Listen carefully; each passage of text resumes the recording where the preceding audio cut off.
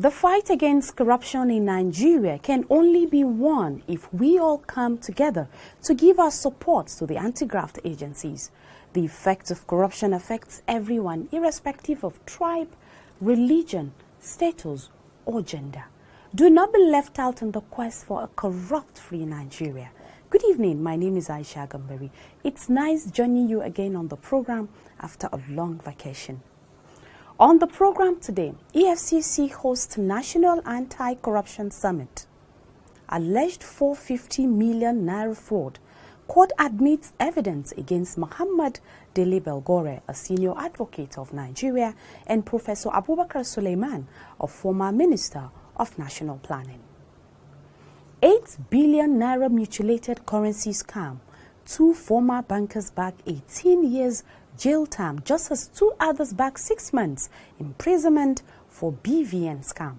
Please stay with us. The program continues shortly. Don't go away.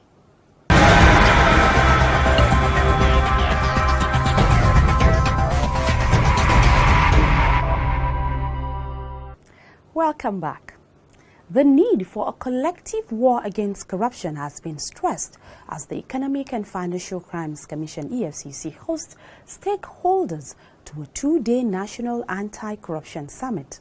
The summit, which took place at the EFCC Academy, Karu, Abuja, had in attendance stakeholders drawn from various sectors in the society. Golden Onwara has the report. The summit, which had its theme, Building National Anti-Corruption Consensus in a Multi-Agency Environment, is designed to engage a host of stakeholders to brainstorm on ways of addressing pertinent national issues. Comrade Adams Oshomole, former governor of Edo State, who was a guest speaker at the event, lamented the rate at which corruption is being celebrated within the Nigerian system and called for a collective war against it in order to revamp the nation's economy. The war that is permanent is impunity. It's not in the Constitution, it's more potent, and it doesn't expire. But now we are beginning to see what, if sustained, will be the end of impunity. I don't know what you think when I see people who, a few years back, were above questions, are now singing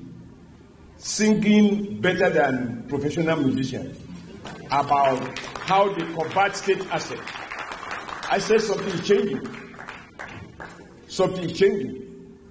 I can see both people from opposition and those in government being called to account. Something is changing. But the thing we need to understand, I've seen people saying, even if we want to fight corruption, not in this manner. Hey, this one is too crude. They do newspaper trial.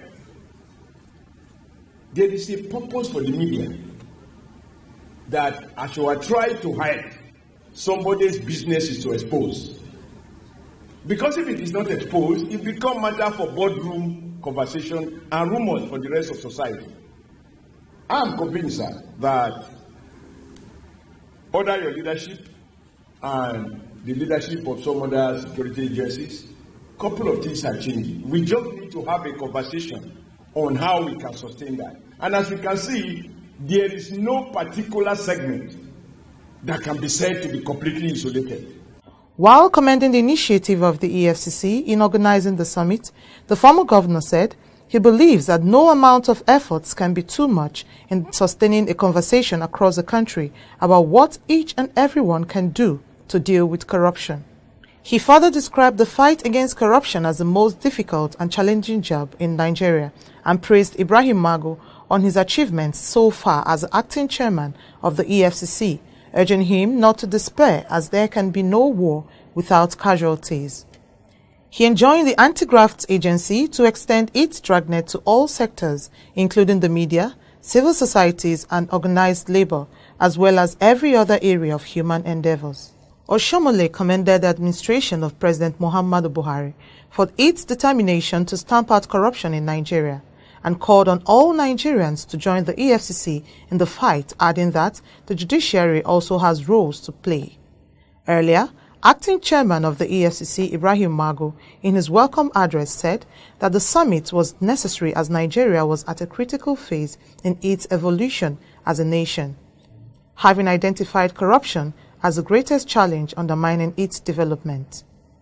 According to the EFCC boss, the commitment of every Nigerian to make the difference is what is lacking and has been a major reason why corruption is entrenched in our society.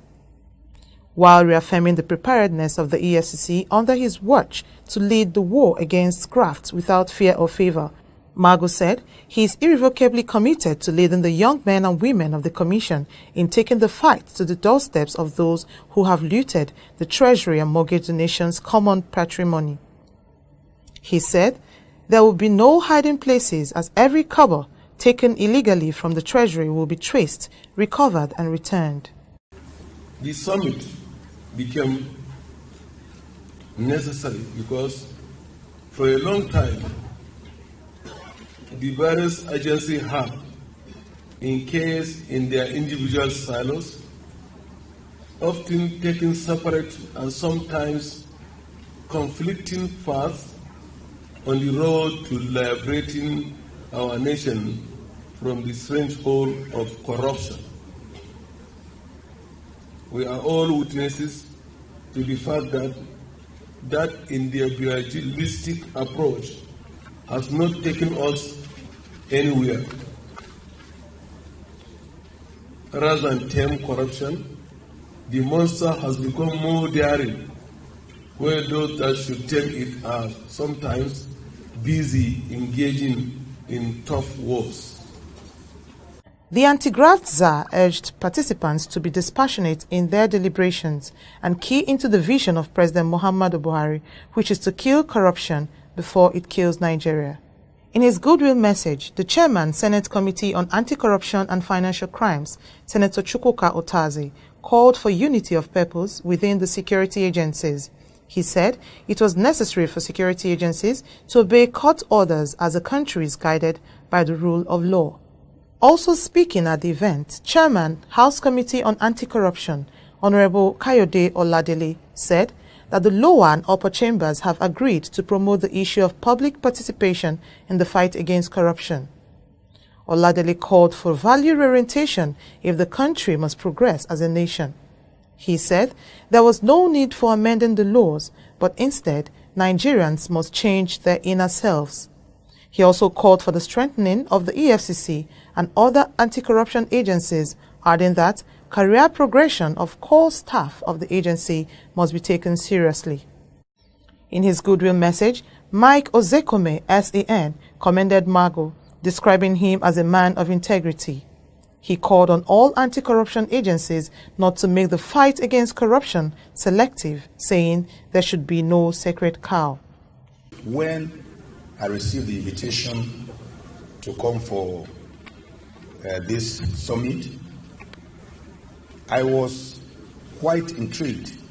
I said, Magu, whose EFCC just seized my money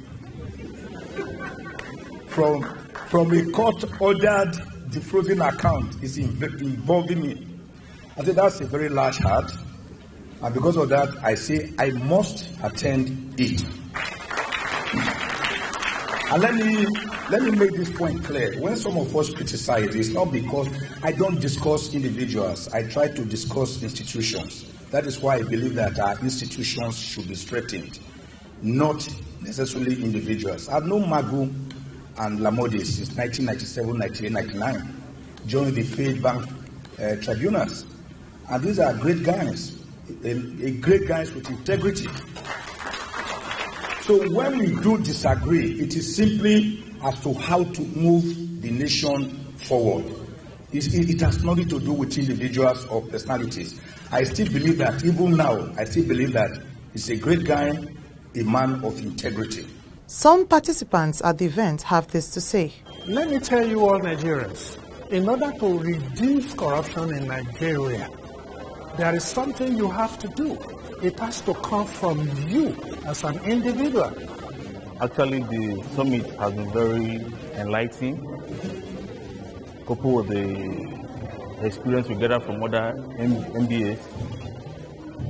coupled with the speakers that delivered speeches yesterday, I think if you put all this into implementation, we are going to record a lot of success in the fight against corruption in our country. I find this seminar very, very interesting, and it's quite worthy, and it's so timely. That is one beautiful thing about it. And I think the commission, that is the Economic and Financial Crimes Commission, should make sure that the achievements and all the points navigated and prospered today should be sought into the logical conclusion of it. That is to say that every point that we're able to be raised today should be harnessed to produce full potential laws and enactments. I'm glad the EFCC thought it or deemed it fit to have a summit where all stakeholders come to talk on collaboration amongst the multi-agencies.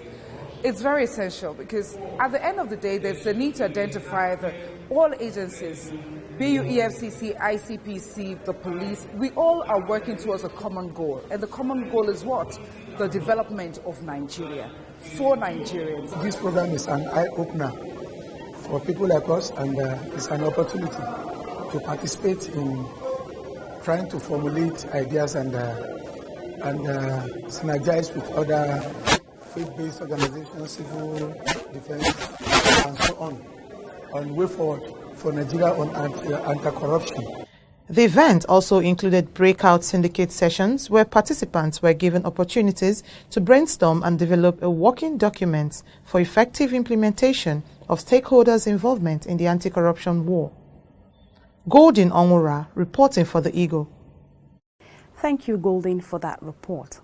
Moving on next to our court segment, as a prosecuting witness in the ongoing trial of Murtala Inyako, a former governor of Adamawa State, has told the Federal High Court in Abuja how over 1 billion naira was diverted to private companies owned by the defendants. Zainab Sani Ahmed has more on this and other reports. Over to you, Zainab. The Economic and Financial Crimes Commission, EFCC, through its 7th witness, presented documents to show the transfer of over 1 billion naira diverted from the Adamawa State government during the tenure of Murtala Inyako to the account of One Crest Energy Limited. Inyako, a former governor of the state, is facing a 37-count charge along with his son and serving Senator Abdul Aziz, Abubakar Aliyu and Zulkifis Abba, before Justice Okon Abang of the Federal High Court, Abuja. They are alleged to have committed the fraud using Blue Opal Limited, Sibore Farms and Extension Limited, Pagoda Fortunes Limited, Tower Assets Management Limited and Crest Energy Limited as conduit pipes. The witness, a compliance officer with Diamond Bank, while being led in evidence by EFCC counsel O.A. Atolagbe, told the court that the bank received requests with respect to some companies linked to the defendant. The witness identified the various documents sent to the EFCC in response to the anti-graft agency's request, which were subsequently tendered as exhibit. There was, however, no objection from counsel to the defendant, and the exhibits were accepted and marked as Exhibit AD. Under cross-examination, the PW7 revealed that at various times, several amounts of money were credited into the account of Crest Energy Limited. The case was thereafter adjourned to May 2, 2017 for continuation of trial. Still on trials, a prosecution witness in the ongoing trial of Alex Bade, a former chief of air staff, has told a Federal High Court sitting in Abuja that about 8 million naira used for the construction of a shopping mall linked to Bade was traced to the Nigerian Air Force account. Bade is standing trial along Yalikam Nigeria Limited on a 10-count charge bordering on money laundering, criminal breach of trust, and corruption to the tune of about 4 billion naira brought against him by the Economic and Financial Crimes Commission, EFCC. While being led in evidence by prosecution counsel Rotimi Jacobs, SAN, Dalhatu, a forensic analyst with the EFCC, told the court that investigations were carried out on a number of properties linked to Bade, one of which was a shopping mall located at number 2, Oda Crescent, Wuse 2, Abuja. Dalhatu, who is the 17th prosecution witness, further told the court that the property located at number 19, Komasi Crescent, was linked to his son. According to him, his son was invited for interrogation, during which it was discovered was bought at about 300 million naira through a former NAF Director of Finance. Further hearing in the matter continues on May 2nd, 3rd and 4th, 2017. I'm Zainab Sani Ahmed reporting for The Eagle. Away from Abuja to Lagos, where Justice R.M. Aikawa of the Federal High Court sitting in Ikoyi, Lagos, has admitted as evidence a document containing the list of alleged beneficiaries of the sum of over $100,000 tendered by the Economic and Financial Crimes Commission (EFCC) against Muhammad Dele Belgore, a senior advocate of Nigeria, and Professor Abubakar Suleiman, a former Minister of National Planning. Amina Kawua reports. Belgore and Suleiman had allegedly jointly received the sum of 450 million naira on March 27, 2015, out of the over $115,000 paid into Fidelity Bank PLC by a former Minister of Petroleum Resources, Dizani Alison Madueke. At the last urgent sitting on March 14, 2017, the prosecution counsel, Rotimi Oyedepo, had sought to tender the list of beneficiaries of the alleged money along with the attached certificate of identification issued. But Olatunji Ayanlaja, SCN, counsel to the second defendant, Suleiman, had objected to its admissibility. Ayanlaja had urged that the document did not meet the provisions of the Section 84, subsection 2 of the Evidence Act. However, Oyedepo told the court that there was a certificate from Fidelity Bank PLC bearing the authenticity of the document, and it was signed by one Bayo Ogumolade, Chief Compliance Officer of the bank. He further told the court that the prosecution witness, who is also a staff of Fidelity Bank PLC, could validly tender the document forming part of the banking transaction. After arguments forth and back, Justice Aikawa had adjourned for ruling on the admissibility or otherwise of the document. In delivering the ruling, Justice Aikawa said that the prosecution fully complied with the provisions of Section 84 of the Evidence Act. The judge also ruled that the document is an ordinary document which will be admitted without strict compliance with Section 84. The document was tendered and admitted as Exhibit 3. The judge adjourned to May 5, 2017 and ordered the prosecution to produce PW1 statement for the continuation of trial. Amina Kawa, reporting for The Eagle. Imagine a society where everything works.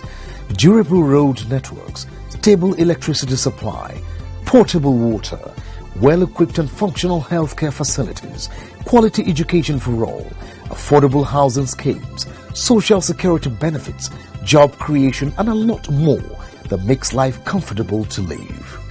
That is an ideal society. We can only achieve these if we all play our part. Say no to corruption to enjoy these benefits. Kill corruption to save Nigeria. This message is from the Economic and Financial Crimes Commission, EFCC. Glad to have you join us again. You're still watching the program, The Eagle, coming to you from the stables of the Economic and Financial Crimes Commission, EFCC. You too can be part of this program by liking our page on facebook.com/official EFCC. You can also drop your comments via The Eagle at efccnigeria.org or follow us on Twitter at official EFCC. And to watch our videos, just click youtube.com/official EFCC. Now to convictions, as two former bankers bag 18 years jail term in the ongoing 8 billion naira currency mutilation scam. Here's Golden Onwura again with the report. Justice Joyce Abdul Malik of the Federal High Court, Ibadan, Oyo State, has convicted and sentenced the duo of Togun Kayode Philip and Afolabi Esther Olunike, former staff of Central Bank of Nigeria, CBN, and Wema Bank, respectively, to 18 years imprisonment on 3 counts to run concurrently. The convicts, who were the 4th and 5th defendants amongst other former bankers standing trial in the ongoing currency mutilation scam, opted for a plea bargain, hence they were convicted accordingly. While Togun, a former staff of CBN, bagged a 3-year jail term on counts 15, 17 and 19 respectively to run concurrently with effect from January 1st, 2016. Afolabi got 3 years on count 16, 18 and 19 respectively, to also run concurrently with effect from January 1st, 2016. The court also ordered that Togun forfeits to the federal government a 3-bedroom apartment situated at Oganla area of Omiadio Akpata, Ibadan, Oyo State, and the entire sum in his Access Bank account and First Bank accounts with all the accrued interest as at the date of the conviction. Afolabi forfeits a 5-bedroom duplex situated at number 8 Fatoke Street, Molete area of Ibadan, a borehole rigging machine and a filling station, Oba Oil and Gas Limited, located at Liberty Academy area of Ibadan, Oyo State. She shall also forfeit the entire sum in her accounts with First Bank, Zenith Bank and Guarantee Trust Bank, respectively. The convicts, alongside other former bankers, were arraigned on a 19-count charge bordering on conspiracy, conversion, forgery and money laundering.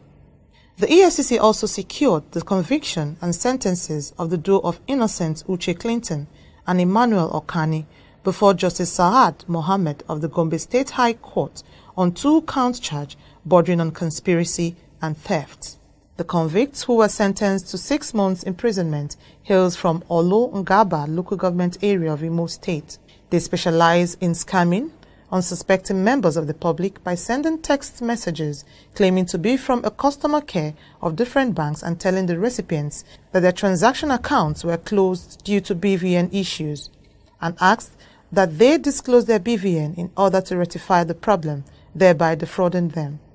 Justice Simon Aboki of the State High Court sitting in Maraba, Nasarawa State, also handed one Hannah Abraham 14 years imprisonment on a 3-count charge of obtaining by false pretense an issuance of dot check to the tune of 7 million naira. The convict was said to have, under false pretense, obtained the said sum as loan to supply 22 trucks of diesel to News Agency of Nigeria, NAN, and diverted it for other purposes. The offence contravenes Section 1, subsection 1A, and Section 1, subsection BI of the Advanced Fee Fraud Act 2006 and dishonored check offences. She pleaded not guilty to the counts when she was arraigned. After diligent prosecution, Justice Aboki found Abraham guilty on all 3 counts. Delivering the judgment, Justice Aboki sentenced her to 10 years imprisonment on counts 1 and 2 years each on counts 2 and 3 without option of fine. The convict is to refund all monies collected to the complainant. Golden Onwura, reporting for The Eagle. And on that note, we draw the curtain on this week's edition of the program, The Eagle. See you same time next week and on same station for another interesting package. It is believed that the public will continue to support the fight against corruption for the betterment of our country, Nigeria. Corruption is the reason why developmental efforts of government is not getting to the desired quarters, because a few unscrupulous elements divert resources meant for that purpose to private accounts, leaving many Nigerians to suffer.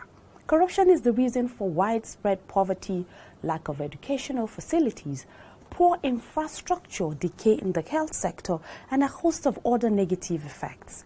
Make a choice today to join the battle for a corrupt-free Nigeria. My name is Aisha Gambari. Thank you for watching. God bless Nigeria.